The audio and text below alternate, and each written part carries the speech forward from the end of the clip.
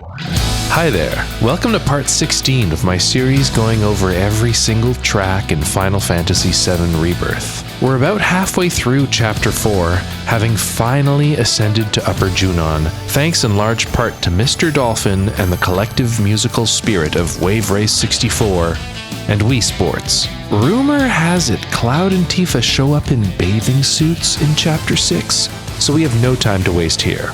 Let's get this show on the road.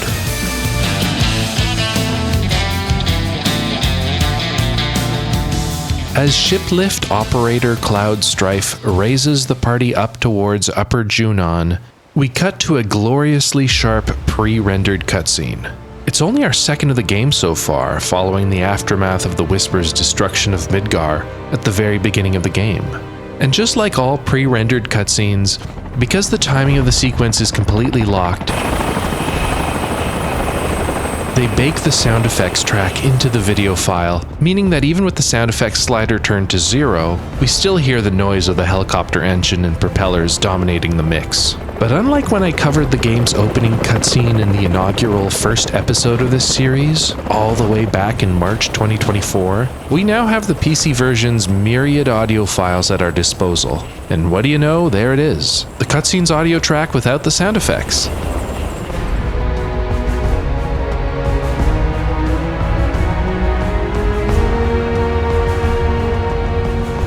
That sounds much better.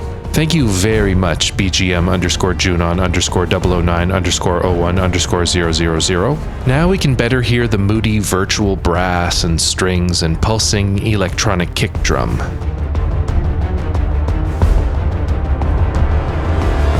All signs that we are likely listening to a Yoshitaka Suzuki arrangement. See also the vast majority of Suzuki's tracks from the Remake Plus soundtrack, which tend to have a similar brooding arrangement whenever he's scoring tracks involving Shinra shenanigans, of which this present track is certainly more of. As the helicopter descends, we hear the classic Shinra leitmotif,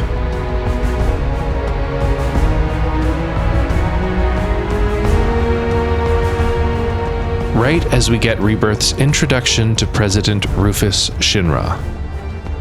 There's not too much to say here. It's a functional piece that brings back some of the seriousness that was mostly lost during the onslaught of zoological fever dreams that have comprised Chapter 4 up until now. It's a reminder, however brief, of just what exactly we are up against. It's not all bow wow wows and kiddo kiddos up here, folks. Actually, that's not true at all. The events of Upper Junon might even be goofier than all that's come before it. As the cutscene wraps up, Cloud catches up with the rest of the party as they begin their top-secret, highly stealthy infiltration of Upper Junon. This is paired with some moody strings slowly oscillating between 3 chords.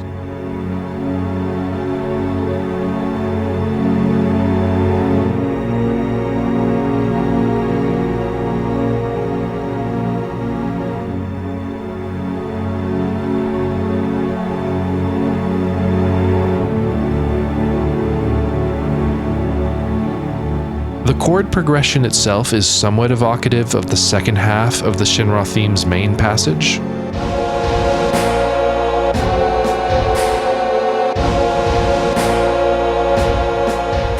It's a bit of a stretch, but if you treat this very brief track as a conclusion or repeating coda to the Shinra-laced cutscene that just concluded, it makes a lot of sense narratively.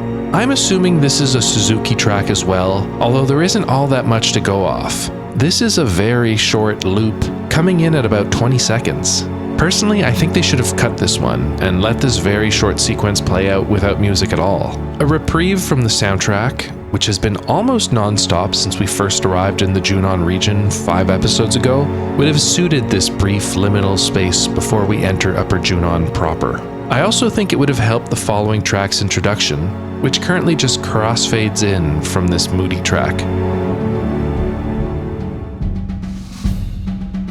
Speaking of,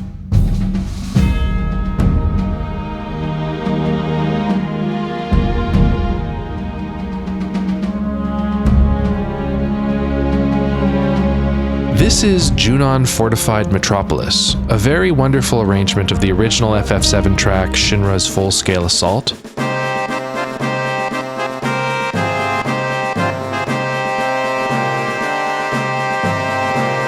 which usually doesn't show up until much later. Having it show up this early makes a lot of narrative sense though, since the original track is largely associated with Shinra's control of Junon.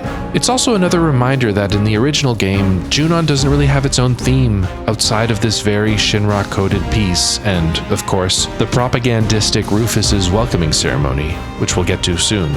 But Shinra's full-scale assault is still the most Junon-esque track in the original game, so employing it early on in Rebirth is a good way to set up its likely importance in Remake Part 3. Either way, this is a fantastic live orchestrated arrangement by Shotaro Shima. The intro in particular is noticeably slower and more melancholic than the original, trading in the more brazenly militaristic original for something much more pensive and melodious.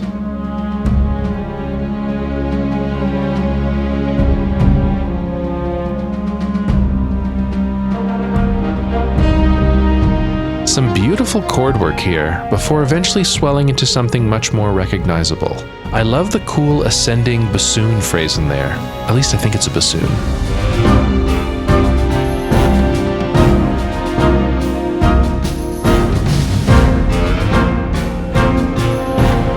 Overall, it's a more gentle version of the theme, although the eventual brass playing the melody and militaristic percussion are a reminder of Shinra's terrifying might.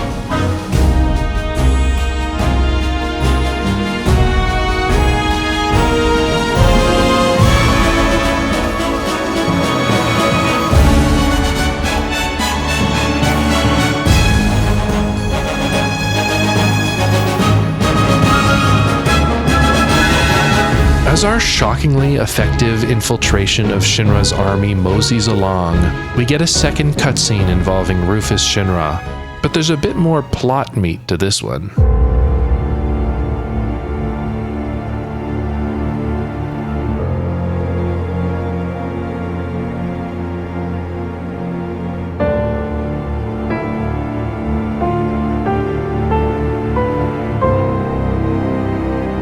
Musically, things start off not too different from the previous cutscene, with another brooding variation of the Shinra theme, once again very likely arranged by Yoshitaka Suzuki.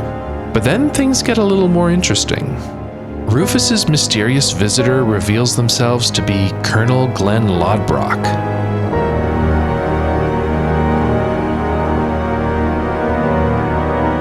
What's that? You don't remember Glenn Lodbrok? You didn't let out an audible Glenn Lodbrok. Oh my god. when he showed up on screen? Oh my god. Well, that means you likely haven't been playing the free-to-play mobile game Final Fantasy VII Ever Crisis, which, along with recapping the events of FF7 and Crisis Core for the normies allergic to playing actual video games, also features a massive prequel story called The First Soldier.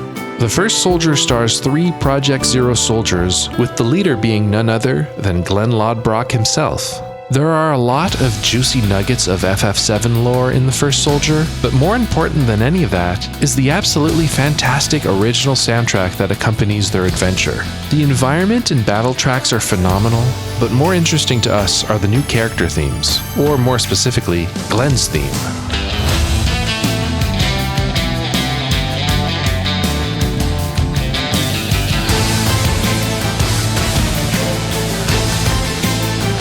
What a theme it is! This is a big, loud, electric guitar-led track that perfectly evokes the character's charm and bravado. From an arrangement and energy standpoint, it feels like a character theme for a fighting game character.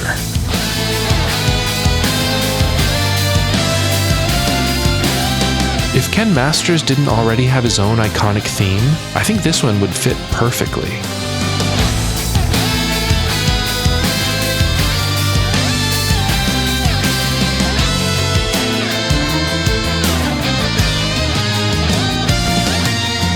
And like a great Street Fighter theme, it perfectly toes the line between really aggressive and in-your-face, while still being warm and melodically sound.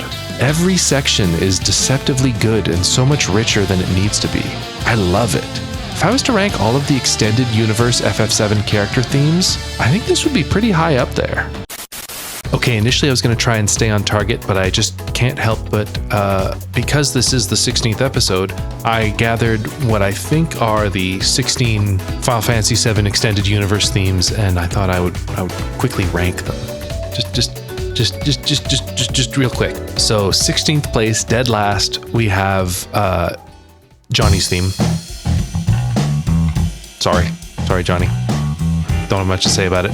15th place is theme of Elf from Before Crisis, like the not the mobile game, the flip phone mobile game, the mega old, mega dead one.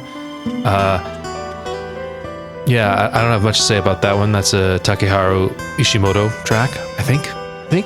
It's cool. It's mysterious. I like how. What's the deal with it? You know, I don't remember any of the Before Crisis lore, so it's kind of neat to see Elf. Number 14 is Mayor Domino. Did you realize Mayor Domino had a theme in Remake? Nakamura wrote a pretty short, little, mostly goofy one to go along with his cutscene. When I was first putting together a Remake spreadsheet, one of the things I noted at the time was that a lot of I think there were bells, like kind of the bells or something.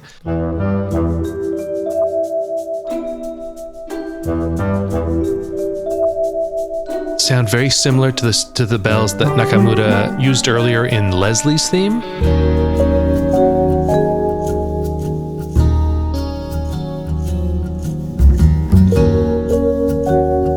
And I thought, is this like some kind of subtle hint that Leslie is Mayor Domino's son?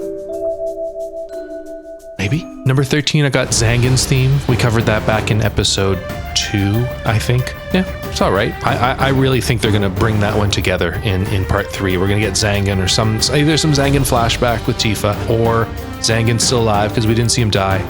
And, you know, gut punch variation of that theme is coming. It's coming. Number 12, I've got Scarlet's theme, which is... It's good. It's fun. It's of the vocal tracks. It's low on my list personally. I think it nails what it's going for, but it's not. I couldn't really hum it necessarily, unless I tried real hard. On a similar wavelength, we got number 11. I got Kyrie's theme, which, you know, similarly very, very well done for what it's supposed to be, to represent the character. Like both Scarlet's theme and Kyrie's theme do a wonderful job of conveying these obnoxious characters with a lot of like, they're good songs, they're good pieces. They're supposed to be kind of, you know, a little saccharine, a little cheesy, a little, you know. Number 10, I got the Gus funk. You know, Gus. We haven't gotten there yet, so I'm not gonna say anything, but it's good. It's good. Number 9, I got Rosen's theme from Ever Crisis. I actually just played it like 2 minutes ago in the footage when I first started showing the Ever Crisis footage before I cut to Glenn's theme. That's Rosen's theme. Very nice, very nice. Number 8, we got Jesse's theme by Masashi Hamauzu. Nice one. I think as like a standalone kind of acoustic guitar track, it's nice, but really it's what they do with it later on in Remake, and I think shows up a bunch in Rebirth later, right? Like at Cold Saucer. So nice track. I think that's the only Hamauzu on my list. Yeah, I initially had I had a longer list at first. I had like Avalanche and Whispers, but really this is the only Hamauzu character theme, right? Unless I'm forgetting something obvious. Number 7 is The Professor, who's it's Matt's theme from Ever Crisis. He's one of the 3 dudes I showed on screen earlier. He's got a very good jazzy theme. Big fan, very nice. Number 6 is Sonon's theme by Shotaro Shima. I feel like this is a great theme. It would maybe rank a bit higher if it wasn't so clearly just a variation on the Wu-Tang theme, but it is quite nice, very good. Number 5, I've got Roche's theme, specifically Ra Ra Roche, which we'll get to soon. That's all I'll say about that one. Number 4 is Leslie's theme from Remake. Big fan of that one. Definitely my favorite Nakamura composition, I think. Just very soulful and I think a bit more emotional than the character arc deserves, but I don't know. I didn't see. Someone in the comments mentioned he comes back in Rebirth, so maybe I'll reassess the man. I remember him just feeling like another Riku Noctis knockoff. And then number 3, we got Glenn's theme. Here it is. Beautiful theme. Love it. Number 2 is none other than Chadley's theme. I think this is a, 11 out of 10 home run. Up there with anything from 7. IMHO. And then number 1, we have, this one's a bit of a joke pick. But it's good, but it's I don't. Stamp's theme, right? There's some good remixes of Stamp's theme. It's not really number 1. I just, when I was thinking this out, I thought I would put the Stamp bark, as just a quick gag.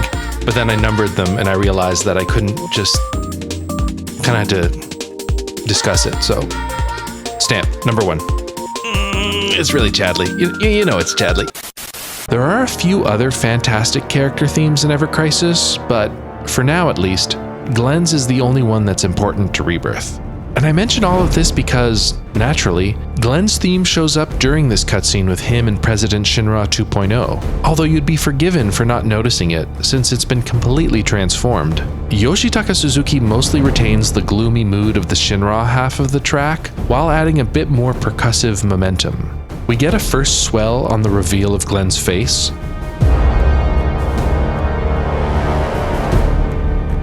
and then some electric guitars ringing out, which evoke Glenn's wilder spirit and the guitar-heavy nature of his original theme.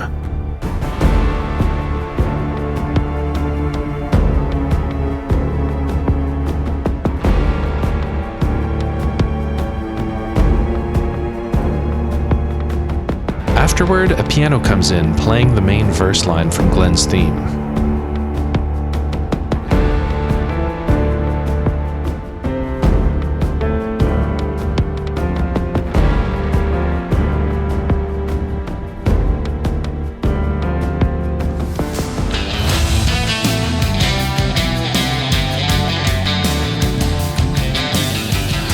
The melody repeats on cello and viola, this time a little bit easier to parse.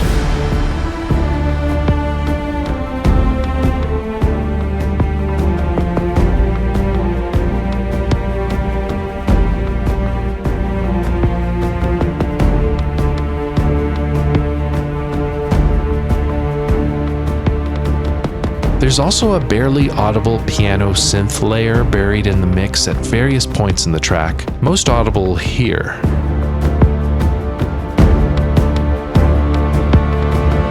Not sure if that's evoking something in particular, or if it's just supposed to be a bit of added texture. We then return to the Shinra Inc. chord progression, although without the iconic melody line on top, perhaps showing that Rufus has been left speechless.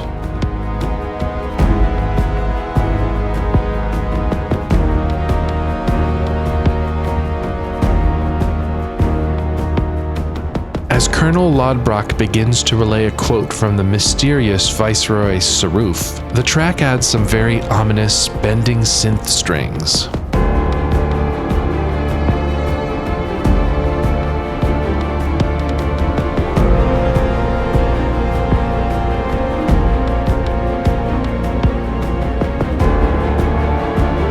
As the track concludes and the instruments ring out, the well-hidden piano synth line mentioned earlier becomes slightly more audible.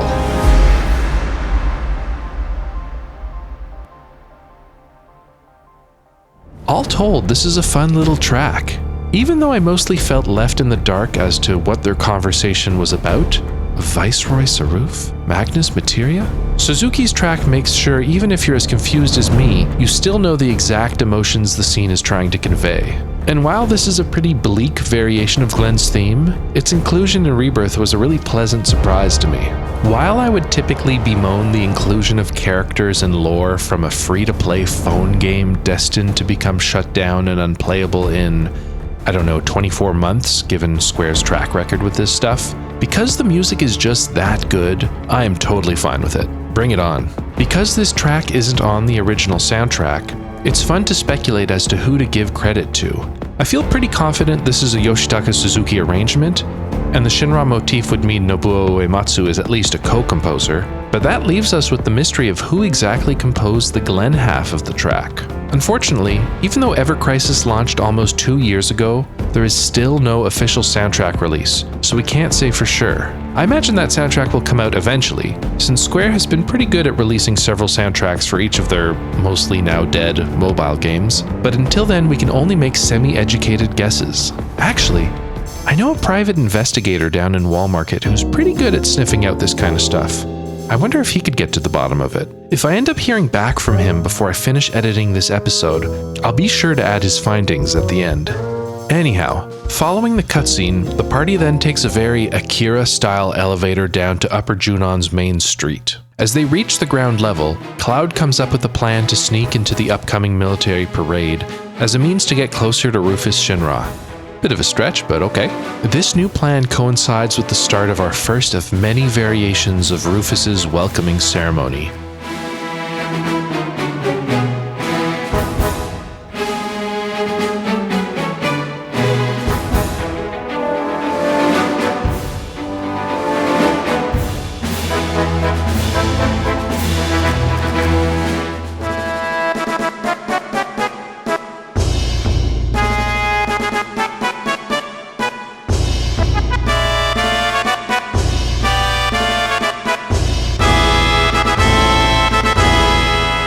This new version follows the jaunty tempo of the original, although it completely omits the melody itself, showcasing instead the many accompanying instruments.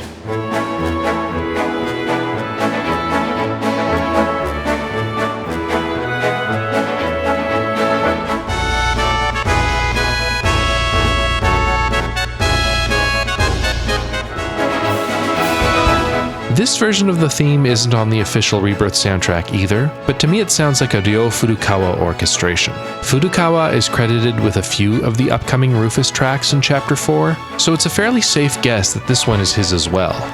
Similarly, to me it sounds like a virtual orchestration, albeit a very convincing one, rather than a live orchestra. As I've mentioned in previous Furukawa tracks, I think he might just be the best arranger on the team when it comes to convincingly arranging virtual orchestra. He's got such a talent for it, to the point where with tracks like this, I'm partially assuming this is virtual because it sounds like Furukawa, not necessarily because it sounds virtual. If you want to take a closer look at how he makes such convincing arrangements, I'll point you in the direction of his latest video on his YouTube channel, where you can see and hear his MIDI mock-up of the Jurassic Park theme. You can really see it's not just about the libraries he's using, but how he's employing them. He's just so good at this. Assuming this track is virtual, assuming this track is Furukawa. Man, I'm really jumping to a lot of conclusions lately. I should probably start bracing for the amount of potential humiliation I'll have to face once the Rebirth Plus soundtrack reveals a lot of these unanswered questions. I wonder how many of my guesses will be correct. That thing should be out any day now. Surely. Anyways, after Cloud, Tifa, and Aerith change into their Shinra infantry disguises, they present themselves to their new commander. As the trio begins their rehearsal for the parade, our second variation of Rufus's welcoming ceremony begins. Unlike the last arrangement, this one does include the theme's main melody, but it stands out by having a group of singers singing the whole thing.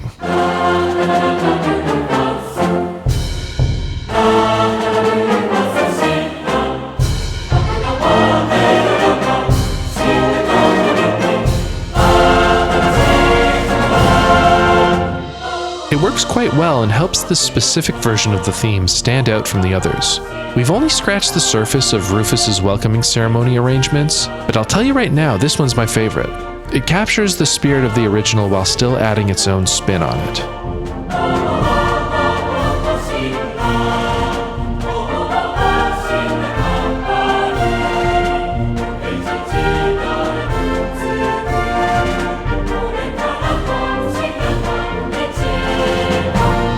The official soundtrack confirms this is a Mitsuto Suzuki and Kengo Tokusashi joint, which shouldn't be too surprising since Suzuki's name always seems to be attached to vocal-heavy arrangements. And therefore it also shouldn't be too surprising to hear that this track has two versions, a Japanese or English one depending on what language you have the game set to. Although frankly, you really have to squint your ears to notice the difference. The way the voices are mixed largely de-emphasizes what the lyrics are actually saying.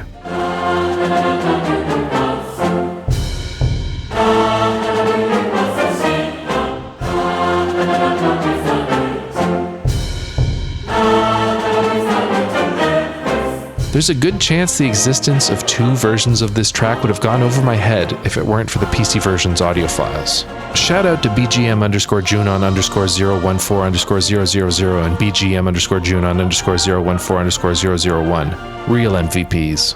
As with all of Suzuki's vocal tracks, only the Japanese language one is included on the official soundtrack. I wonder if they'll include the English versions in the Plus OST. This track plays over the tutorial for the parade minigame, which I could discuss the mechanics of here, but I'll instead save that for the actual parade in the coming episodes. Okay, we're gonna leave it at that for this episode. Apologies for the delay. My goal is to get these out at a much more consistent clip going forward. The Bloodborne video I released before this one took much longer than I anticipated. It's over an hour long. If you have not watched that video, here is a personal recommendation to you, from me, saying that you should. People who appreciate the minutiae of this Rebirth series should find a lot to chew on in my Bloodborne video, even if you haven't played a minute of that game. It's quite complimentary to my Rebirth videos, actually. In it, I begin shedding a light on something I haven't had time to touch on in this series yet, which is the absolutely crucial role of the orchestrator. The video also takes a vastly different, more interpretive and subjective approach to leitmotifs than anything I've done in Rebirth. So if you're looking for something to watch while waiting for part 17, give that video a look. Just like with Ever Crisis, it's up to you whether or not you engage with that ancillary stuff, but it certainly helps understanding the overarching narrative. And if you close your eyes, you can just pretend it's a 1-hour video on Vincent's backstory. Okay, that's it. Thanks everyone for tuning in. Part 17 coming soon. Take care. Bye.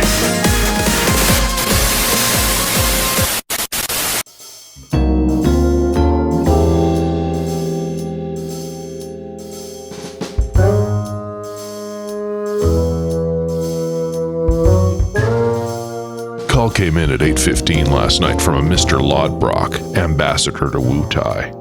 Said he was trying to track down the identity of his theme's composer.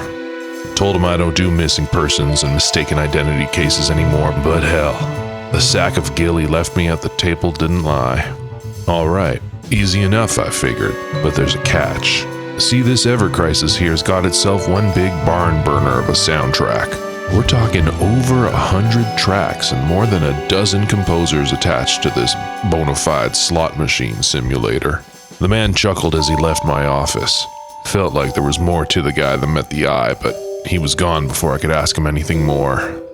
Poured myself a cup of joe, borrowed my grandson's iPhone, and got to work.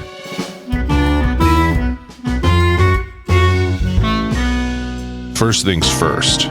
The credits to Ever Crisis divide its arrangers and composers by category. We've got the arrangers of the original Final Fantasy VII, Crisis Core Final Fantasy VII, Final Fantasy VII Remake, Final Fantasy VII Rebirth, and finally, the new Final Fantasy VII Ever Crisis compositions. That last one's where Mr. Lodbrok's theme appears, so we can eliminate all the composers not included in this shorter list. That leaves us with 8 names.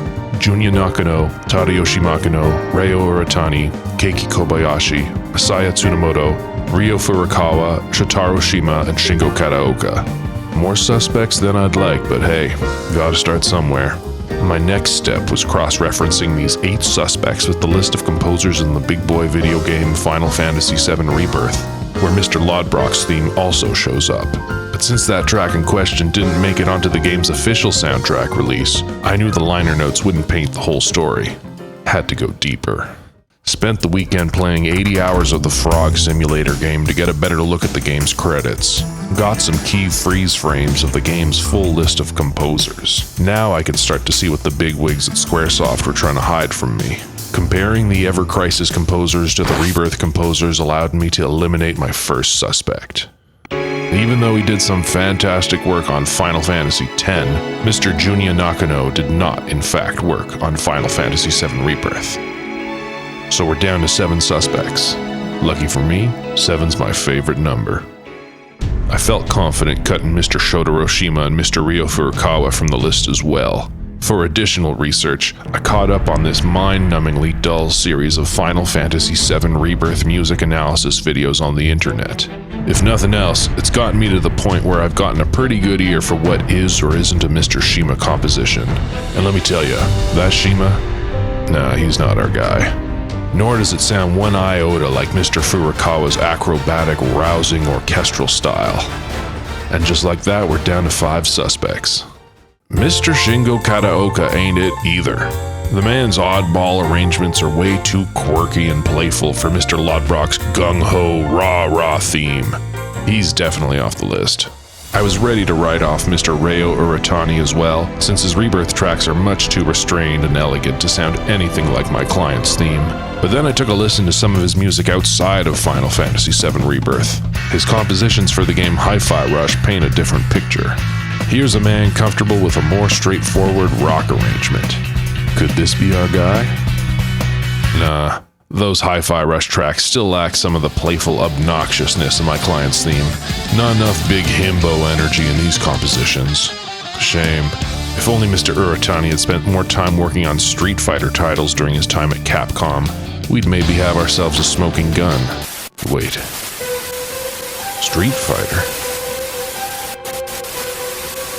No, never mind. Mr. Tadayoshi Makino shares Mr. Uratani's fondness for gruff, electric guitar tones, but his Rebirth tracks are all much too gloomy and dark to fit the bill. Doesn't line up with the mystery composer's MO. Yeah, my gut's telling me neither of these gentlemen's the perp, but I'll leave them on the list for now. They're not out of the woods just yet. 2 suspects left to cover, neither of which the dingus YouTuber bothered to mention even once across the 16 episodes of his series. Yeah, thanks for nothing, kid. Think it's time for a road trip.